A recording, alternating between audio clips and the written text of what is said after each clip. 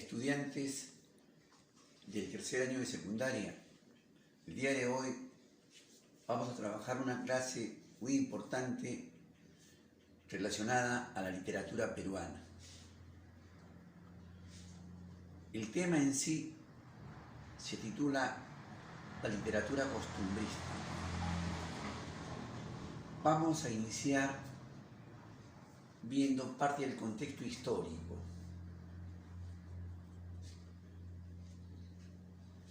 Cuando se inicia la República, encontramos un país destrozado social, económicamente y culturalmente. Éramos un pueblo que dependíamos cultural y académicamente de España. Ellos se fueron y el Perú todavía mantenía esos rezagos de dependencia. No éramos autóctonos, no éramos libres totalmente. ¿Qué cosa es la literatura costumbrista? Es la primera etapa, es la primera corriente de la literatura de la República. Esta literatura tuvo características muy peculiares. Narraba las costumbres de los limeños, narraba las vivencias, sus festividades. Era una literatura satírica, burlona, pero tenía tendencias artísticas muy interesantes. En esta época se desarrolló la pintura y de preferencia la literatura. Esta literatura era de interés local. Era una literatura que criticaba los quehaceres de aquel tiempo. Era de tono realista y describía los paisajes y las festividades que sucedieron en esa época. La literatura costumbrista tuvo dos vertientes, estudiantes, dos vertientes. Una vertiente anticriolla y una vertiente criolla. La vertiente anticriolla manifestaba lo antirrepublicano. Era de posición aristocrática, anticriolla. Estaba contra lo popular y lo nacional. Extrañaba al europeo, y el máximo representante de esta literatura fue Felipe Pardo y Aliaga. Por otro lado tenemos la vertiente criolla. Esta vertiente era de origen republicano y liberal, que representaba a la Edad Media,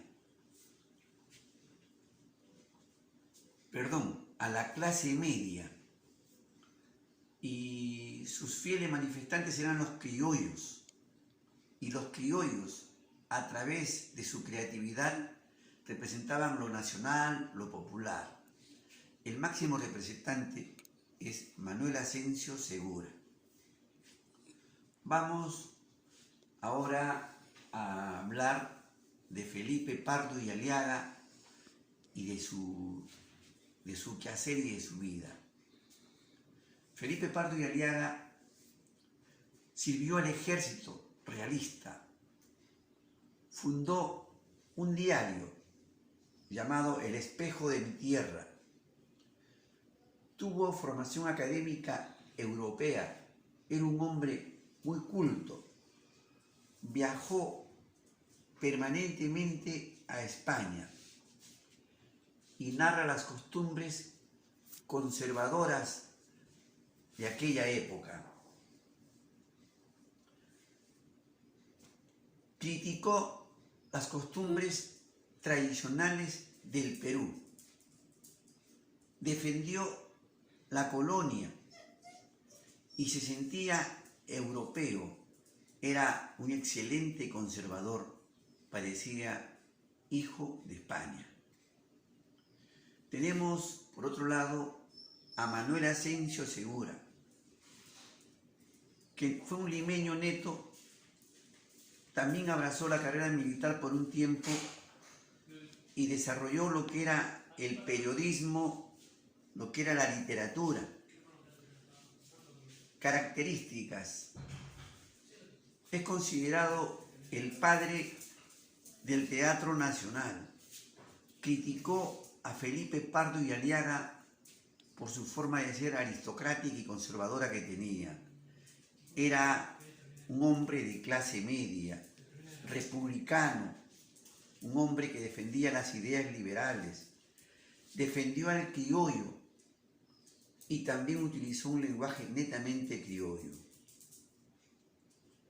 Tenemos entre las obras principales de ambos autores las siguientes. Pardo y Aliaga, él desarrolla el teatro, y en el teatro él desarrolla la obra titulada Frutos de la Educación, Don Leocadio, Una huérfana en Chorrillos, y en verso este autor desarrolla su obra llamada La Jeta del Guerrero, y en prosa El Paseo de Mancaes. Manuel Asensio Segura, por otro lado, escribe en teatro El Sargento Canuto, La Saya y el Manto, Las Tres Viudas y su obra genial Ñacatita. En poesía desarrolla la obra La Peli Muertada. Vamos a explicar ligeramente una obra de cada autor. La obra que nunca pasará de moda, Ñacatita. Ñacatita, un personaje chismoso, un personaje típico de aquel tiempo que ingresaba a la iglesia, a las parroquias, que lloraba como plañidera, pero en el fondo era una mujer que se entrometía en la vida de las personas. Don Jesús y doña Rufina eran personas de clase pobre, de clase humilde.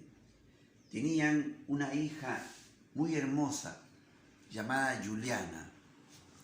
Juliana era prácticamente la joya de la cuadra, la joya del barrio.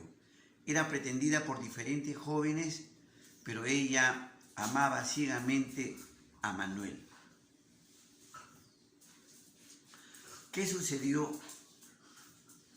Que ella frecuentaba a la iglesia acompañada de su enamorado, de Manuel. Y cierto día Ñacatita vio que ingresaban estos jóvenes y corrió hacia los padres de ella y le dice: teniendo una hija tan hermosa, ¿por qué vives tan pobre? Yo tengo un pretendiente para ella. Y doña Rufina se quedó sorprendida porque no sabía por qué le decía esto. Ñacatita le dice: tengo un pretendiente para tu hija que es un hombre de mucha plata, es un hombre aristócrata. Él es don Alejandro y desea conocerte y conocer a Juliana. Ñacatita se las ingenia, conversa con Alejandro y le lleva presentes a Rufina, la mamá de Juliana. Señora Rufina abre la puerta y recibe un conglomerado de regalos. Don Alejandro logró convencerla. Igualmente lo hace con su papá de Juliana, con don Jesús. Los había convencido a los dos para casarse, mientras que por otro lado, Manuel lloraba tristemente su pena. Contra la voluntad de Juliana, la iban a casar con don Alejandro. ¿Qué sucedió? Que justo el día del matrimonio, ante la presencia de invitados y la fiesta del pueblo, aparece Don Juan. Don Juan era un viejo amigo de la familia y cuando llega se queda sorprendido al ver que Juliana se iba a casar con don Alejandro. Justo cuando le iba a dar el sí, don Juan le entrega una carta a don Alejandro y le dice: ¿sabes qué? Tu señora y esposa están enfermos en el Cusco, te esperan. Cuando escuchó esto, su mamá de Juliana y su papá, estos suspendieron el matrimonio y lo corretearon a don Alejandro y a Ñacatita. Al final, Juliana se casó con el amor de su vida, con Manuel. Voy a contar brevemente un viaje de Felipe Pardo y Aliaga. Goyito era un niño muy gordito que frecuentaba el negocio. Le encantaba el negocio, pero ¿qué sucedió? Que organizó una tiendecita y empezó a vender. Se hizo grande y famoso. Todo el barrio iba y frecuentaba. Todo el mundo lo quería. Desde Cañete iban a Lima a comprarle. Hasta que se ganó el cariño y el respeto de todo el pueblo. El niño Goyito ya tenía 52 años y recibía cartas hacía 3 años atrás de Chile. Y le decían que viaje a Chile porque los familiares le iban a dejar un negocio para él. Goyito no quería viajar hasta que por fin tomó la sabia decisión y dice ante el pueblo: viajo este año, en 6 meses me voy a Chile. El pueblo lloraba, el pueblo hacía fiestas, las monjas y sacerdotes hacían misas, de Cañete le llegaban presentes. Toma la decisión de irse, llega el barco, lo embarcan, el pueblo queda llorando y se va Goyito, y Goyito ya no retorna. De allí en adelante el Perú o los limeños decían: mi hijo nació después de Goyito, o esto sucedió cuando Goyo estaba en el Perú, o esto sucedió cuando Goyito tomó la decisión de partir. Estudiantes, después de esta breve explicación, me queda decirles que les estoy dejando una actividad a desarrollar, una actividad muy sencilla, que es realizar un cuadro comparativo de personajes de ambas obras. Nos vemos, estudiantes.